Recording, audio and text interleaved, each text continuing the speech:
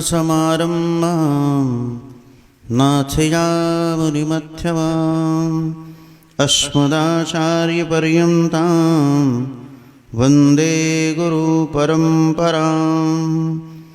श्रीवत्सवंशकलशोदधिपूर्णचन्दं श्रीकृष्णसूरितनयं सुधियं सलीलं श्रीमत्सगद्गुरुदये षडलक्षधन्यम् श्री श्रीनिवासगुरुवर्यमहाश्रयेऽहम्। कासायं यज्ञसूत्रं शुचिवपुषि दधा शूद्रपुण्ड्रं च भाले यश्चास्ते दक्षहस्ते कलिकुमतिगिरिं दण्डवज्रं त्रिदण्डं संसाराग्ने प्रसन्तै भृतिजलमबलं दारुपात्रं पवित्रं श्रीविश्वकसेन सूरेः पदकमलिगं श्रेयशेषं सजामि। कासायशोभिकमनीयवरं त्रिदण्डं शयनेशयोगिपदपङ्कजभिङ्गराजं वैकुण्ठनाथचरणाम्बुजसक्तशीतं लक्ष्मीप्रपन्नयतिवर्यमहं प्रपद्ये। नारायणं नमस्कृत्य नरं चैव नरोत्तमं देवी सरस्वतीं व्यासं ततो जयमुदीरये।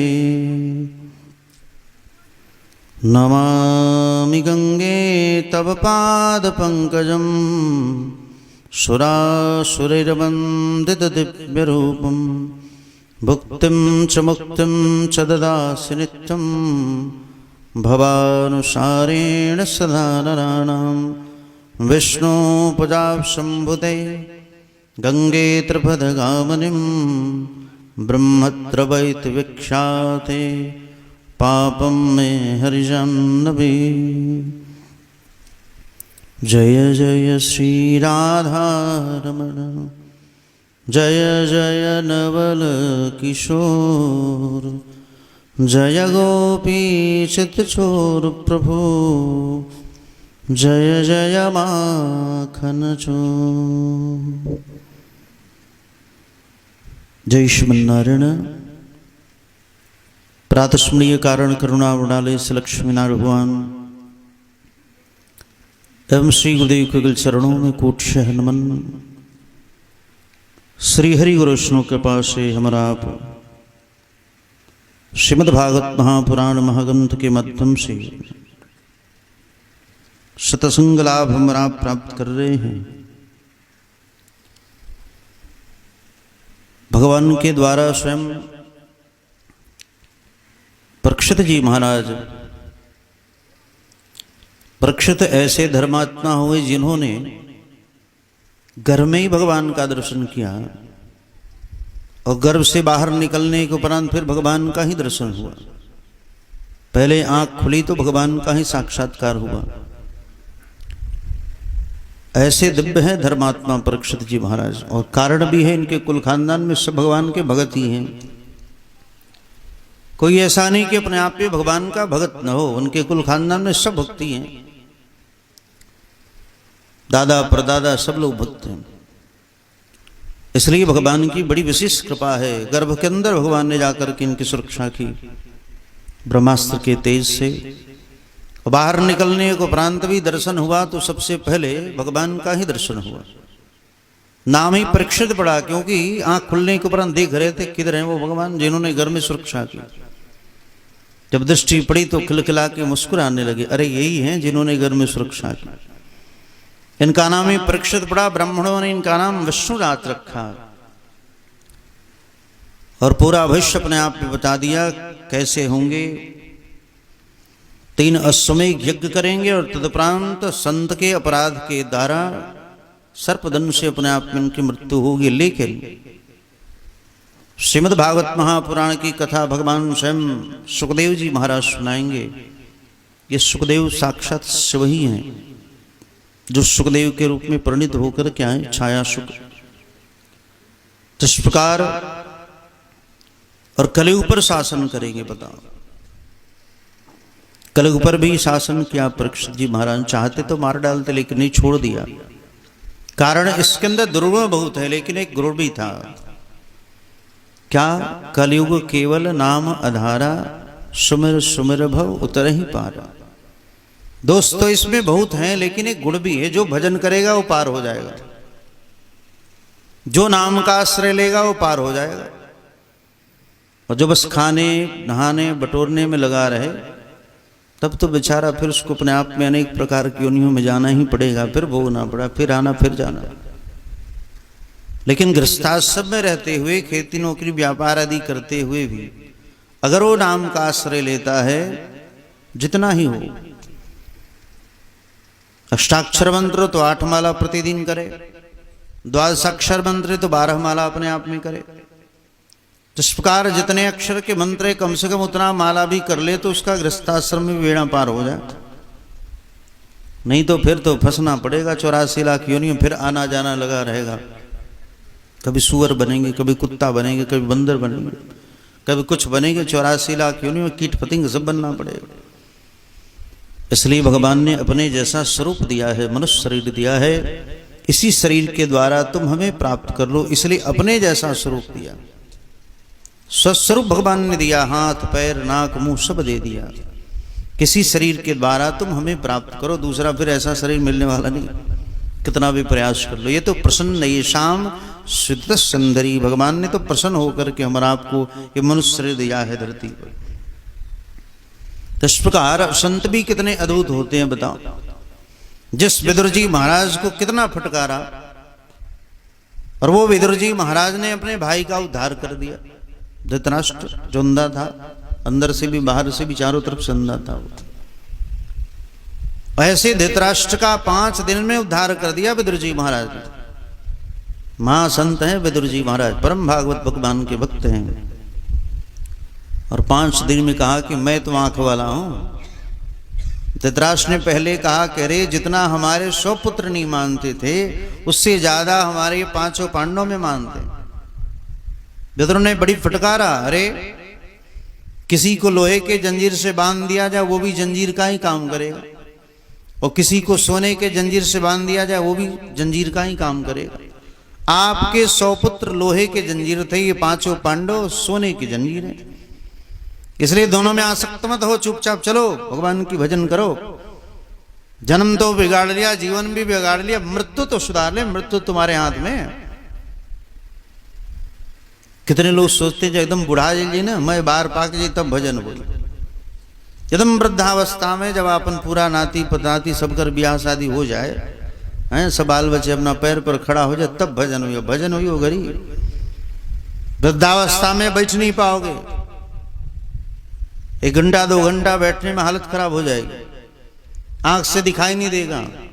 माला लेके बैठोगे, भजन करे सीताराम सीताराम नारायण नारायण, तो हाथ कांपत है, ठीक ना। और बुढ़ापे में हाथ कांपे तो भजन कहां से हो भाई। युवावस्था ही भजन के लिए मिला, खूब भजन करो, जप करो, ठीक ना। वृद्धावस्था तो जहां बैठे वहीं से स्मरण करते रहे, बस उतना ही काफी।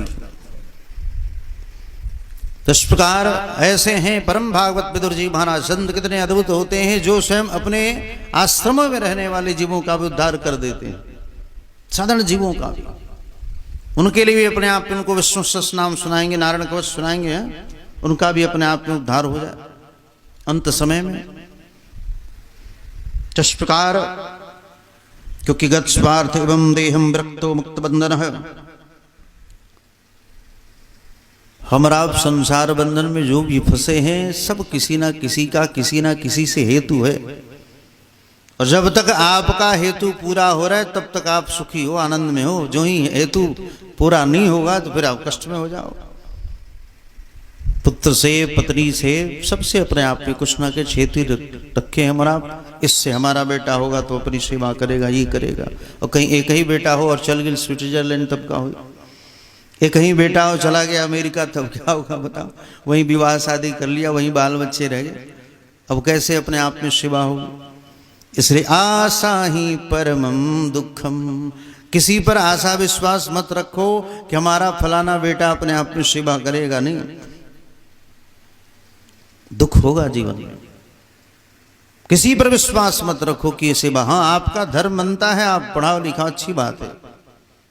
माता शत्रु पिता बैरी तेन बालेन पाटितः, जिस माता पिता ने अपने बच्चों को अच्छे शिक्षा और संस्कार नहीं दिए वो शत्रु और बैरी के समान है, लेकिन उसके ऊपर सेल्फ डिपेंड होना कि हमारा बेटा एक दिन बड़ा आदमी होगा और हमारी सेवा करेगा, हार्ट अटैक से मरी जाओगे।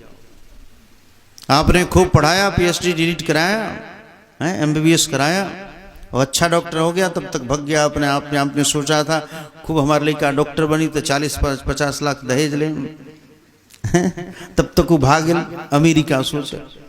आपने सोचा था खूब 100 गाड़ी से बारात लेके जाएंगे और 2-4 साल बाद आया तो उन्हीं से ब्याह करके गुदू गली को लेके आ गए। बताओ, सब किए कराए पर 2 मिनट में फानी फिर जाएगा, इसके बाद हार्ट अटैक होएगा, ब्रेन हेमरेज हो जाएगा, मर जाओगे। इसलिए किसी पे और विश्वास मत करो कि बेटा हमारी सेवा करेगा, नहीं। आशा ही परम दुखम नैराश्यम ही परम सुखम। आशाई राम जी से दूजी नाता छोड़ दे। आशा करना है तो भगवान से करो, भगवान ही आपकी हर समय सुरक्षा करने वाले, हमेशा 24 घंटे आपके साथ साथ परमात्मा है, हृदय में विराजमान है। इसलिए इन पर विश्वास करो, खूब राधे राधे करो, कृष्ण कृष्ण करो, नारायण नारायण। जो आपको भगवान अच्छे लगते हैं ना उनका भजन करो, गोविंद अच्छे गोविंद का भजन करो, राम अच्छे लगते तो राम का, कृष्ण अच्छे कृष्ण का। आपकी जिसमें प्रीति हो ना, जिस परमात्मा के नाम में, उसी परमात्मा मतलब भगवान। और भगवान है कौन? राम कृष्ण नारायण, इन्हीं के अनंत नाम, इन्हीं के अनेक रूप हैं। तो इन भगवान के नाम का अपने आप में स्मरण करोगे तब कल्याण होगा। इस प्रकार विदुर ने बड़ी समझाया और विदुर जी महाराज अपने आप पे धृतराष्ट्र को पहली बार जीवन में डांटा था। पहली बार कहा कि कभी कभी भीम तो जरूर डांटता होगा। किया हो महीयसी जंतो जीवता समः भवान भीमा प्रजितम वृंड मृत्य गृहपालवात। बताओ अपने शोक की जय, श्रीमद् भागवत महापुराण की जय। तैसे महान भागवत हैं श्री विदुर जी महाराज। कहा कि हे भ्राता से कभी कभी तो भीम जरूर डांटता होगा। अपने 100 अपने आप में पुत्रों को मरवाने के बाद बताओ हमारे ही टुकड़े पे पल्ले शर्म नहीं आती तुम्हें? कहा कि हाँ भैया विदुर जरूर डांटता है। तब घर में कहाँ बैठो, चलो हमारे साथ। कहा कि मैं अंधा अंधी कहाँ जाए? कहा कि हम तो आंख वाले हैं, एक आंख वाला हजारों को पार कर सकता है, और आंख वाले बिना आंख वाले के पीछे हम लोग जाएंगे तो क्या होगा? गिर जाओगे। लेकिन एक आंख वाला होगा तो आप सबको पार कर सकता है। आज यही स्थिति है कलयुग में, बड़ी घोर संकट आ रहा है कलयुग के ऊपर। अभी जिसको जिधर मन जाना है उधर लोग जा रहे हैं। जिकरा जैसे बुझाए इसे पूजा करत है दम चपले बाड़ा से। और लोग भी अपने आप में खूब सुंदर। अब टीवी पे आ गए तो उनसे बड़ा कोई महात्मा है नहीं भाई, उनसे बड़ा कोई प्रवचन करता है नहीं। जो मन सो बोले और जो मन सो। अब दुनिया के लोग सुनते टीवी पर तो भाई हाँ हाँ अच्छा बोल रहे हैं। शास्त्र विरुद्ध आचरण करोगे तो विश्व का विनाश होगा। जल चढ़ावे, पत्र चढ़ावे, पुष्प चढ़ावे, समी पत्र चढ़ावे, अच्छी बात है। लेकिन देखा जाए तो स्वयं कितनी माताएं शिवलिंग को खूब रगड़ रगड़ के नहवाती हैं, एकदम चपले रहते। आज इतना विनाश का कारण क्या हो रहा है? यही है सब। कुछ दिन पहले एक नया चला था तांडव स्तोत्र, बड़ी लोगों में श्रद्धा हुई तांडव स्तोत्र सुनने की। रावण रचित तांडव स्तोत्र हर मोबाइल में, हर टीवी में, जिधर देखो अपने आप पे तांडव स्तोत्र। कारण 60 लाख लोग भारत में मर गए। कोरोना आया, 60 लाख लोग मर गए, 650 डॉक्टर मर गए। अभी पूरा प्रचलन चल रहा पूरी तरह, चारों तरफ भारत में जिधर देखो उधर खूब लोग रगड़ रगड़ के नवारी माता है। अब पता नहीं, हमें लग रहा कि 60 लाख तो पहले मरे, अब 1 करोड़ मरेंगे कम से कम। 2-4 साल के अंदर करोड़ों लोग मारे जाएंगे। कहीं आफत आएगी, कहीं बाढ़ आएगा, कहीं भूकंप आएगा, कितने लोग बही जाएंगे, मरी जाएंगे। अभी किसी ने हमारे पास फोन किया था, स्वामी जी क्या ये सही है? हमने कहा गलत है, सही नहीं। आप ऊपर से बेलपत्र चढ़ाओ, आप साधारण रूप में समझें, आप अगर सती नारी हैं और आप अपने पति को किसी पर स्त्री के साथ आप देखोगे तो अच्छा लगेगा? नहीं लगेगा। माता द्रौपदी या पार्वती, पार्वती ही द्रौपदी के रूप में आई थी, तो पार्वती अपने आप पे परम सती नारी हैं और माताएं जाकर के एकदम रगड़ रगड़ के शिव जी को नवाती, ठीक है। अब पार्वती अपने आप में गुस्सा करेंगे। केदारनाथ में किसी ने अपने आप पे एक मैया का स्थान था, उसको उखाड़ करके फेंक दिया। इतनी भयंकर आपदा आई, क्या बताएं, लाखों लोग भगे मर गए 2013 में। 2019 में अपने आप में कोरोना आया, 60 लाख लोग मर गए। और कहां कहां अपने आप में बताएं, पशुपतिनाथ में हजारों लोग मर गए, भूकंप आया पशुपतिनाथ, जहां भगवान शिव विराजमान। क्योंकि शिव धर्म विरुद्ध अगर कोई आचरण करेगा उसका सहयोग नहीं कर सकते। धर्म के साथ चलोगे आपकी सुरक्षा भगवान शिव करेंगे, धर्म विरुद्ध आचरण करोगे ना। आज आप जिनके बहकावे में आकर के कथना अनुसार खूब अपने आप में जल बिलपत्र चढ़ा रहे, बताओ क्या इतने ये सब ज्ञाता होते तो अभी उनके यहाँ कोई कार्यक्रम था कुछ अगले साल के इसी वर्ष में, और कितने लोग, सैकड़ों लोग दब के मर गए, बताओ। संतों की बात माननी चाहिए, किसी दूसरे की बात मत मानो। आपका कल्याण होगा तो संतों से होगा, ठीक ना। यानी कि अपने आप में टीबी आने से बड़े लोग हो जाएंगे, क्या नहीं आने। क्या विश्वामित्र कभी टीवी पे गए, अत्रि गए? नहीं, टीवी पे आने से नहीं होता। संतों की वाणी सुनो, महापुरुषों की वाणी, वो आपके हित के बारे में बोलेंगे जिससे आपका हित हो, आपका कल्याण। भजन खूब करो, भजन पर सबका अधिकार है। माता शबरी ने खूब भजन किया, शबर जाति की होने के उपरांत भगवान को चल के आना पड़ा, क्योंकि प्रारब्ध को कोई टाल नहीं सकता। जो आपके जीवन में आप जब गर्भ में आते हो उसी समय प्रारब्ध लिख दिया जाता है। हम आप जब माता के गर्भ में आते हैं उसी समय प्रारब्ध डाल दिए जाते हैं गर्भ के अंदर। सोचो,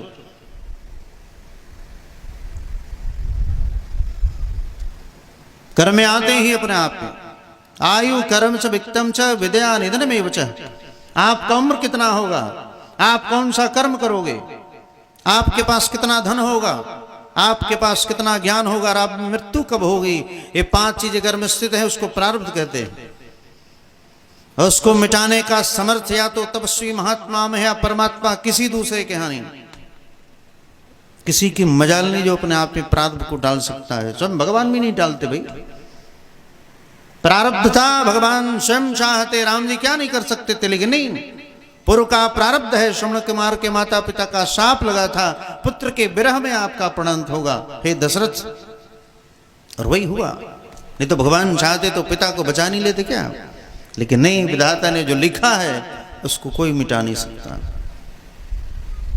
इसलिए किसी के बहकावे न आवे, बेलपत्र चढ़ावे, तुलसी पत्र चढ़ावे, समी पत्र चढ़ावे, दुर्वा चढ़ाओ, अच्छी बात है, लेकिन भगवान का स्मरण करके चढ़ाओ। बिना राम नाम के बेलपत्र भी शिव स्वीकार नहीं करते, ठीक है। कम से कम नाम भी तो ले लिया करो, लिखो नहीं तो राम नाम ले लिया करो।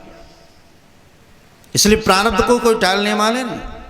और आज देखा देखी सारी दुनिया अपने आप। अभी किसी ने दोपहर में फोन किया था, स्वामी जी क्या ये सत्य है, क्या अच्छी बात है? बोले कि नहीं, इससे सारे विश्व को भोगना पड़ेगा। ये जागा जागा महादेव शिव चर्चा, अभी तो इसी से हम लोग नहीं निकले थे, बताओ। तब तक फिर नया नया बखेड़ा खड़ा हो रहा है, बताओ। जागा जागा महादेव से कहां बच पाए हमारा। जिधर देखो उधर लोग जागा जागा महादेव, और जितना जागा जागा करते उतने भगवान और जगावत हूं। पहले कीर्तन करते थे तो मेघ आकर के बरस के चले जाते थे, और आज कीर्तन करोगे तो मेघ आएंगे उड़ के चले जाएंगे, तुम्हारे यहाँ बारिश नहीं होगी। और कर जागा जागा महादेव। महादेव का उच्चारण करना चाहिए, हर हर महादेव बोलो भगवान शिव के सामने। महादेव महादेव महादेवी चे ब्रवेत, एक न शंभु के साथ दाभ्यम शंभु ऋणी भवेत। भगवान शिव कहते हैं श्रीमद् भागवत महापुराण में, जो 2 बार हर हर महादेव का उच्चारण करता है मैं उसका ऋणी हो जाता हूं। इसलिए भगवान शिव के सामने 3 बार हर हर महादेव का उच्चारण करना चाहिए। जागा जागा नहीं, उतनी मनी जगह तो उत्पात हो ही जाए। थोड़ा सा अगर जग गए तो सोचो, एक बार जगे तो कामदेव को भस्म होना पड़ा। केदारनाथ में थोड़ा सा हिले तो अपने आप पे बॉन्डर आ गया, कितने लोग मरी गए। ये ईशाणु विषाणु ये कोरोना है क्या, ये सब उनके गढ़ ही तो हैं। ये जितने विषाणु हैं, नाग और जितने भी अपने आप में कीट हैं, ये सब भगवान शिव के ही गढ़ हैं। सांप बिच्छू मेढक जितने भी हैं सब उनके गढ़ हैं सरकार। एक कोरोना समझो कि उनका गढ़ ही था जो आया, और 60 लाख तो गढ़ना बता रही है ना, करोड़ों मरे होंगे लोग। इसलिए भैया धर्म विरुद्ध आप आचरण करोगे तो भगवान शिव आप पर कभी प्रसन्न नहीं हो। अपनी पत्नी पर नहीं हो तो हम आप होंगे।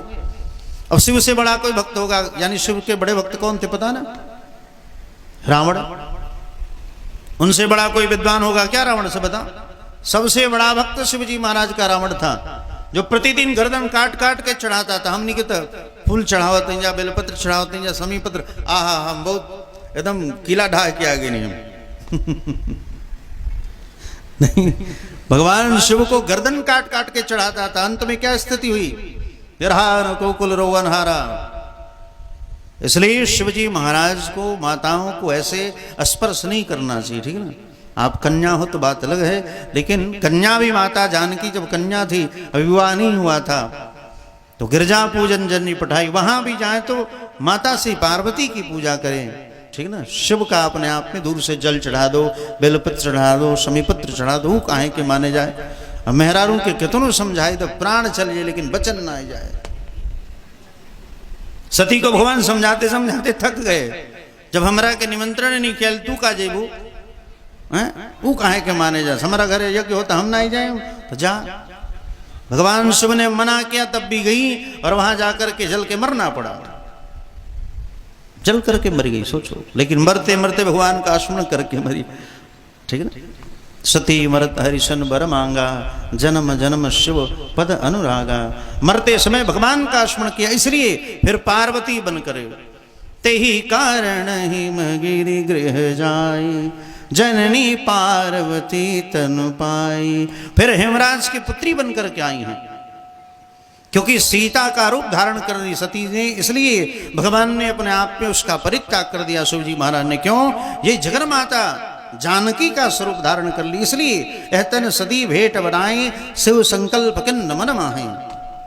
क्योंकि जगन माता है माता जानकी, और इनका स्वरूप धारण कर ली, इसलिए परित्याग कर दिया। माइक बंद करो, बंद कर दो माइक। तो इसलिए अगर हमारी बात माने आप सब माताएं तो शिव की पूजा करो, अच्छी बात है, लेकिन बेलपत्र अपने आप पे चढ़ावें, समीपत्र चढ़ावें, ऊपर से ही चढ़ाई दे, ये न कि जाएगी खूब रगड़ रगड़ के उनके धोई। अपन पति के गुड़ नहीं धोआता है, पति के तो डंटा मारत हैं जामनी। कितना मेहरारू बाई सुनो, पति के डंटा मरिया सन जिये सन शिव चर्चा करे, बाहर भाई बात बिना खर्चा के शिव चर्चा। भगवान खुश होंगे आप पे, कभी नहीं होंगे। करियो सदा शंकर पद पूजा, नारी धर्म पति देवन दूजा। है पार्वती के मैया ने जाते समय जाते जाते उपदेश किया, आप अपने पति की सेवा करो। करो सदा शंकर पद पूजा, नारी धर्म पति देवन दूजा। इनके पति पानी मांगा था, खेती नौकरी व्यापार करके बेचारा रोपनी बोनी का कहला कुल करके आया घर में, एक गिलास पानी मांगा था, कहा हम शिव चर्चा करे जाते, बुझाते MBBS करे जाते हैं, कोई फल नहीं मिलेगा। सोचो आप अगर पति की सेवा नहीं की और शिव जी के पास जाओगे तो शिव जी और गरी हैं, देख बड़ छुछु नरबिया भाई हैं, पति के पानी बिना दिले आई गिल हमारा के तेगला जन्म में छुछु नरे बने। इसलिए पति की पहले सेवा करो, पति ही आपके लिए परमात्मा। हमारे यहाँ विवाह जो होता है ना, विष्णु स्वरूप वाराय लक्ष्मी स्वरूप कन्या। हमारे सनातन धर्म में जो विवाह होता है वर उस दिन साक्षात विष्णु रूप में होता है, इसलिए उस दिन अपने आप में ससुर जी भी चरण धोते हैं, ठीक ना। वर जो होता है विष्णु स्वरूप होता है, इसलिए द्वार पूजा होती है। द्वार पर वर आता है तो उसकी पूजा आरती की जाती है, ठीक है ना। तो उस दिन जो विवाह होता है वो कन्या साक्षात लक्ष्मी स्वरूपा होती है, विष्णु स्वरूप वाराय लक्ष्मी स्वरूप कन्या। इसलिए हमारे सनातन धर्म में कोई साधारण विवाह नहीं होता, साक्षात लक्ष्मी नारायण का विवाह होता है। लेकिन आज विवाह भी बदल गया। नॉन वेज अलग काउंटर लागल बा, वेज के अलग काउंटर लगा। बारे भाई बा विवाह, विवाह शादी पवित्र बंधन में बंधने जा रहे, इसलिए अपवित्र अपने आप पे भोजन नहीं होना चाहिए। माता शबरी सोचो, सबर जाति की थी, निम्न वर्णाश्रम की थी, लेकिन जब देखा कि हमारे विवाह में हजारों हजार भेड़ काटे जा रहे हैं, बकरे काटे जा रहे हैं, रात्रि में ही शबरी मैया भग गई। एक हमारे विवाह के कारण इतने जीवों की हत्या होगी, तो मैया शबरी रात्रि में ही भग गई और भागते भागते मतंग ऋषि के आश्रम में पहुंची। मतंग ऋषि के आश्रम में भी जाकर के छिप के सेवा करती थी, दिखा के नहीं करती। कितना लोग हमने के दिखावे नहीं, जरूर स्वामी जी हमारा के देख ले कि हम सेवा कर रहे थे, ठीक है ना, नहीं दिखाने की आवश्यकता नहीं, सब जानते हैं, सर्वज्ञ है महात्मा और परमात्मा। भैया शबरी छिप छिप के सेवा करती, दिन भर झाड़ियों में रहती, 2 बजे 1 बजे रात्रि में आ जाती और स्वयं आश्रम में झाड़ू लगाती, पत्तल चुन चुन के बना के पत्ती से पत्तल जोड़ करके लेके आती और पत्तल समी पत्र बेल पत्र शिव दुर्वा सब ले आकर के पुष्पादि रख देती, ठीक है ना। आश्चर्य हो जाता है मतंग, प्रातः काल जगते शिष्य को पूछते, अरे ये कौन रखा है? कहा कि महाराज ये तो हमें भी पता नहीं। कहा कौन चोर है यहाँ? कहा कि महाराज ये तो अच्छी बात है, अपने आप को ले आकर के पत्र पुष्प दे रहे हैं, तो ये चोर कहाँ से? कहा कि बहुत बड़ा चोर है ये, क्योंकि ये तो हमारे तप का पुण्य ले रहा है ना। साधारण चोर तो सोना हीरा चांदी अपने आप में चुराएगा, और ये तो अमोघ धन जो हमारे पास तप का धन है, वो सेवा मात्र से उसको मिल जाएगा। मात्र उसका हम और आप जो ही प्रयोग करेंगे पत्तल गिलास, तो उसको आधा फल मिल जाएगा। सोचो। तब जाकर के शिष्यों से कहा, आज पता लगाओ ये कौन चोर आ रहा रात्रि में। रात्रि भरा शिष्य जगे तो शबरी मैया अपने आप में प्रतिदिन की भांति प्रातः काल, फिर प्रातः काल 1-2 बजे रात्रि में आकर के भी झाड़ू खर खर की आवाज आई, झाड़ू लगाने लगी। तब तक शिष्यों ने पकड़ लिया, पकड़ो पकड़ो चोर चोर। देखा तो चोर नहीं, तो चोर नहीं है भाई। गुरुजी महाराज के पास ले गए, मतंग ऋषि जी महाराज के पास, कहा कि महाराज ये तो चोर नहीं है, चोर नहीं। तब जाके पूछा, बेटी तू है कौन? तब जाके बताया अपने बारे में कि बाबा हमारे विवाह में हजारों भेड़ बकरे अपने आप में काटे जाते, इसलिए हमारे अंदर वैराग्य आया। कहा कि हमारे चलते इतने जीवों की हत्या होगी, मैं शादी नहीं करूंगी, खूब भगवान का भजन करूंगी। तब मतंग ने अपने आप में आश्रम में ही एक अलग से कुटिया दे दी। कहा कि बेटी तू राम राम कर, चिंता मत कर, तेरे घर राम स्वयं आएंगे। मतंग ने आशीर्वाद दे दिया, संत जो बोल देंगे होगा भाई। उन्होंने कहा खूब राम राम करो, भजन करो और सेवा करो। तब माता शबरी अपने आप पे प्रतिदिन जल भर के ले आती हैं, पत्तल ले आती, पत्ते चुन चुन के ले आके पत्तल बनाती, दुर्वा शमी पत्र बेल पत्र यानी जितनी समुदाय हैं सब ले आकर रखती। एक दिन मैया शबरी तो जितने ब्राह्मण संत भड़कते मैया से, एक दिन शबरी मैया अपने आप में गई सरोवर में, जो ही अपने आप में स्पर्श किया तब तक सारे जितने कीटाणु थे खद खद खद खद खद खद ऊपर आ गए। कहा कि देखो देखो ये सबर जाति के, इसलिए अपने आप पे छुआ तो सारे जितने कीटाणु हैं छोटे छोटे सब ऊपर आ गए। मैया को देख करके भड़क गए सब। करे तो निम्न आश्रम की है, साधु की कोई जाति नहीं होती। जो भी साधु हो गया, कोई भी हो, हरिजन को जस गावते हरिजन मंगल रूप, जो हरि का जन हो गया ना, उसकी कोई कैटेगरी नहीं, वो सबसे अलग है। भगवान जब आए वहां, और भगवान के आने के उपरांत मैया शबरी प्रतिदिन अपने आप में फल चक चक के रखती, जो मीठा होता वो भगवान के लिए प्रतिदिन पुष्प बिछाती। इसी रास्ते से भगवान आएंगे, भगवान के चरणों में कहीं कंकड़ न गड़ जाए, कहीं पत्थर न चुभ जाए, कहीं खर न लग जाए, और केसों से बहारती। सोचो कई वर्ष व्यतीत हो गए इंतजार करते करते, और तब एक दिन जब भगवान आए तो किसी के पास नहीं गए भैया, डायरेक्ट अपने आप की माता शबरी के पास गए। इधर उधर नहीं, बड़े बड़े संत महात्मा थे, ताक रहे थे हमारे दरवाजे आएंगे, हमारे दरवाजे कहीं नहीं गए, डायरेक्ट अपने आप में शबरी माँ के पास। कहा कि हमारी मैया शबरी कहाँ है? और शबरी के पास जब आए तो शबरी ने अपने आप में बिठा करके फल आदि खिलाई है। जल अपने आप में तो दूषित हो गया था, संतों ने कहा कि इसके जल छूने से अपने आप में कीटाणु इतने बड़े बड़े हो गए। भगवान ने कहा कि नहीं नहीं मैया, आप अपने पैर के अंगूठे का स्पर्श कराओ, तब जाकर के जल पवित्र होगा, हमारे छूने से नहीं होगा। और जो ही अपने आप में माता शबरी ने जाकर के अपने चरण को स्पर्श कराया, क्या बतावें, सारे कीट दुब्बलुक को चले गए और पूरा अपने आप में जल परम पवित्र हो गया। बोलो भक्त वत्सल भगवान की। इस प्रकार ये है भक्तों की महिमा। भगवान अपने भक्तों में इतना पावर डाल देते, क्या बतावें, जीवों का उद्धार। ये संत महापुरुष भी मुक्ति प्रदान करने वाले महात्मा होते हैं। भगवान ने मोक्ष तक अपने भक्तों के हाथों में दे दिया। आप जिसको चाहो उसको मुक्त कर सकते हो, जिसको चाहो मन लगा दिया तो जिसको चाहो आप मुक्त कर सकते हो। भगवान ने अपने भक्तों के हाथ में मुक्ति भी प्रदान कर दी है। ये तो ऐसा समर्थ किसी के अंदर नहीं, भगवान के अंदर ही है, जो मारते भी और तारते भी। हमारा आप मार सकते तार नहीं सकते भगवान सब, लेकिन वही पावर फिर संत महापुरुषों के अंदर डाल दिया भगवान ने। आप चाहोगे तो किसी को मुक्त कर सकते। इसलिए आत्मा और महात्मा और परमात्मा ये सब मुक्तात्मा है। मुक्तात्मा महात्मा होते हैं और परमात्मा भी मुक्त है। बंधन में रहने वाली महात्मा भी बंधन में रहने में। आप कितना भी करोड़ों बैंक बैलेंस रखे रहो और स्वामी जी को चाहो कि 5 तारीख 6 तारीख ये रह जाएं, 4 के बाद स्वयं चले जाएंगे महात्मा। ठीक ना, बंधन में रहने वाले नहीं। कितना भी लेकर के बैठे रहो कि रुक जा नहीं। साधु अपने आप में कार्यक्रम खत्म, सबकी विदाई, महात्मा चले।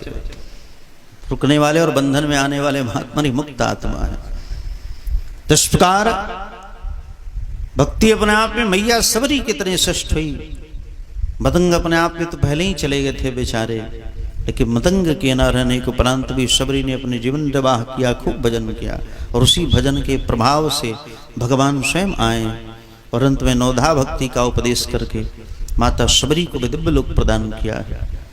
इस प्रकार किसी भी जाति में हमारा आप हों, भगवान का भजन पर सबका अधिकार है। ब्राह्मण क्षत्रिय वैश्य शूद्र कोई भी हो, चांडाल ही क्यों न हो, है वो भी भगवान का भजन और तिलक आदि सबको करना चाहिए।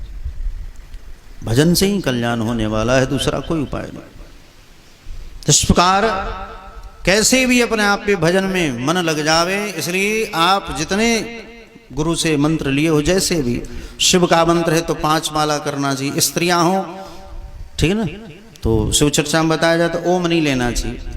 ठीक है, मतलब कोई बात नहीं। ऐसे जिसके आगे ओम नहीं वो मंत्र हो ही नहीं सकता। जिसके आगे प्रणोक्षर ओम नहीं है वो मंत्र नहीं होगा।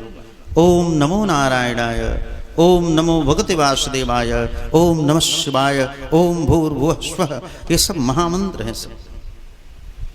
लेकिन स्त्रियां हैं तो कोई बात नहीं, नमः शिवाय ओम नमः शिवाय लें, ठीक ना। पहले आप स्टार्ट करेंगे नमः शिवाय ओम, समझ में आ रहा है। नमः शिवाय ओम आप करेंगी तो नमः शिवाय ओम करते करते फिर आगे चल करके ओम नमः शिवाय हो जाएगा। समझ में आ रहा है। नमः शिवाय ओम आप करेंगी तो आगे चल करके नमः शिवाय करते करते आगे वो ओम नमः शिवाय स्वयं हो जाएगा।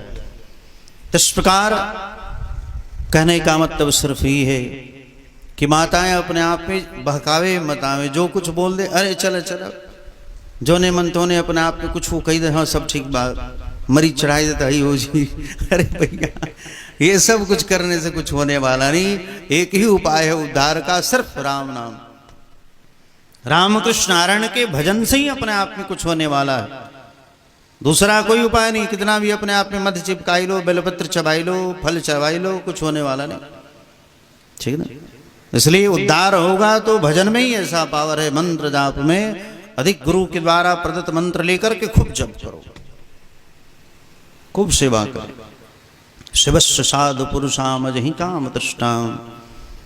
और चातुर्मास में हम आप हैं तो खूब आकर के यहाँ सेवा करनी चाहिए संतों की। असाध्य रोग ठीक हो जाते संतों की सेवा मात्र से, ठीक ना। हम लोग तंत्र मंत्र नहीं जानते, हम तो कछु ना ही जाने। तंत्र मंत्र भूत भगुत हम कछु ना ही बांटी। लेकिन आप अगर पूर्ण श्रद्धा से अपने आप में मन में विश्वास रख करके पूर्ण श्रद्धा से सेवा करोगे, निश्चित है कि आपकी मनोकामना जैसी हो सब पार हो जाएगा, सब पूर्ण होगा, ठीक ना। बस गुटखा भंग तमाकू सुल्फा गांजा मत खाना पीना, और इसके बाद आप निस्वार्थ भाव से संतों की सेवा करें, ठीक ना। अच्छा लगा रहा है, कोई आ गया तो बाहर बिछा उछा करके एकदम ठीक कर दे पहले से। यज्ञ अनुष्ठान है तो उसमें सब्जी आदि आकर के सुधारें, कोई बर्तन धो रहा है सब्जी, यही सेवा। तो सेवा मात्र से बड़े बड़े असाध्य रोग अपने आप पे ठीक हो जाते। हमने देखा है, प्रैक्टिकली देखा हमने। एक भगत थे हमारे बेचारे, छोटे यादव का शरीर, उनकी पत्नी की आंख में हमेशा पानी गिरते रहता है। लखनऊ दुनिया जहां सब ऑपरेशन करा के अंत में थाके हरे हमारे पास आए। कहा कि महाराज कोई उपाय हमने हम कछुनाए जाने, सेवा करो, सेवा से कृपा होगी, ठीक हो जाएगा। तो वहां भोजन बन रहा था, हमने कहा जो भोजन बनाओ लेबर मिस्त्री के, ठीक है। और गोईठे पे बन रहा था वो, और बेचारी गई, धुआं लगा, आंख उसी दिन ठीक हो गया, बताओ। ना कोई भूत, ना कोई भभूत, ना कोई मंत्र तंत्र, हजारों लाखों रुपए लगा के इधर उधर से आए और मात्र भोजन बनाई, धुआं लगा, आंख ठीक हो गई। तो ये है कृपा। तो सेवा मात्र से अपने आप की कृपा हो जाती। महात्मा जो बोल दिए ना उसी से कल्याण हो जाएगा, लेकिन उसको श्रद्धा भक्ति से अपने आप पे कर। नाक मत सिकड़ो कि हाँ स्वामी जी झाड़ू लगावे करनी है। अरे भैया झाड़ू लगाते लगाते तुम्हारा हाथ उठ नहीं रहा तो उठने लगेगा, ठीक ना। एक व्यक्ति ऐसे भी हमारे पास आए, उनका हाथ उठ नहीं रहा था, तो हमने कहा जाओ झाड़ू लगाओ, झाड़ू आश्रम में लगाओ, सेवा कर, झाड़ू लगाते लगाते ठीक हो जाओ। और सही में झाड़ू लगाया 1-2 दिन, बस झाड़ू लगाते लगाते हाथ ठीक हो। तो इसलिए संतों की सेवा से ही कृपा हो जाती है। शिवस्व साधु पुरुषाम जहि काम तृष्टाम, वो भी तपस्वी जो महापुरुष हैं, उनकी तो जो वाणी निकल जाए, कह दिया सोते रहो तो सोते कल्याण हो जाए, खाते रहो तो खाने से ही कल्याण हो जाएगा। इस प्रकार महात्मा जो बोल दे समझो कि उसी से कल्याण हो जाएगा। इसलिए महापुरुषों से पूछ पूछ करके कार्य करना चाहिए। स्वामी जी अब क्या आदेश है, क्या सेवा? जितनी आप सेवा करोगे आपके हर प्रकार से वृद्धि होती जाएगी, ठीक ना। आपके बाल बच्चों की चिंता आपको नहीं करनी पड़ेगी, तो सब पढ़ लिख करके अपने आप में आगे बढ़ जाएंगे, लेकिन निस्वार्थ आप सेवा करना पड़ेगा। खूब सेवा करो महापुरुषों की। अब इससे बड़ा कहाँ सेवा मिलेगा। 4 महीने का अवसर मिला हुआ है आप सबको, 1 महीना तो बीतिए गई है, 2-3 महीना और बाद खूब सेवा अपने आप में कर ले, ठाकुर की सेवा, संतों की सेवा। इस प्रकार सेवा से ही अपने आप, सेवा धर्म परम गहना। आप हनुमान जी कैसे कहला है? सेवा भाव से हनुमान जी हैं। लक्ष्मण जी महाराज, लक्ष्मणो लक्ष्मी वर्धन, ठीक ना। जो लक्ष्मण की पूजा करता है उसके घर में लक्ष्मी बढ़ जाती। तो लक्ष्मण भी परम सेवक हैं, 24 घंटे एकदम खड़े रहते, भगवान के आदेशानुसार एकदम खड़े रहते, जो आदेश हो तुरंत तैयार। तो इस प्रकार जितने भी आज तक साधु संत महात्मा भगत हुए वो सब सेवा से ही वहां तक पहुंचे हुए। जितने भी महापुरुष, बचपन में हम लोग भी बड़े बड़े होंडे बर्तन धोए, बड़े बड़े, बताओ, सैकड़ों लोगों को अकेले भोजन बना के खिला देना, अपने हाथ से झाड़ू लगाना, पोछा लगाना, सारी सेवा करना बिना बताए, बिना आदेश के।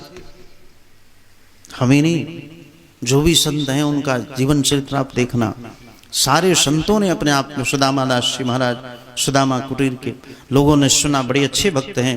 एक भगत अपने आप पे दर्शन करने वहां गया कि सुदामा दास जी कहाँ हैं, तो बेचारे बर्तन धो रहे थे, ठीक ना, लंगोटी पे हो गए, और जो गमछी था ना उसको माथे में बांध करके, और बेचारे बर्तन धो रहे थे, बड़े बड़े होंडे।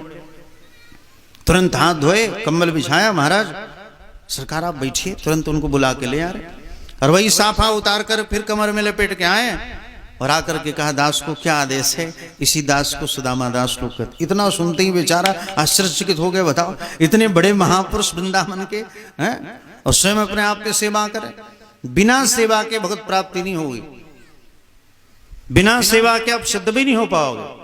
सिद्धियां भी तभी प्राप्त होगी जब आप सेवा करोगे, ठीक ना। लेकिन गुरुजनों के आदेशानुसार चलना पड़ेगा। भंग, तमाकू, सुल्फा, गांजा, खैनी, बीड़ी, सिगरेट सब छोड़ना पड़ेगा, तो आप सेवा मात्र से सिद्ध हो जाओगे, ज्ञानी हो जाओगे, सब कृपा हो जाएगी। बड़े बड़े कार्य अपने आप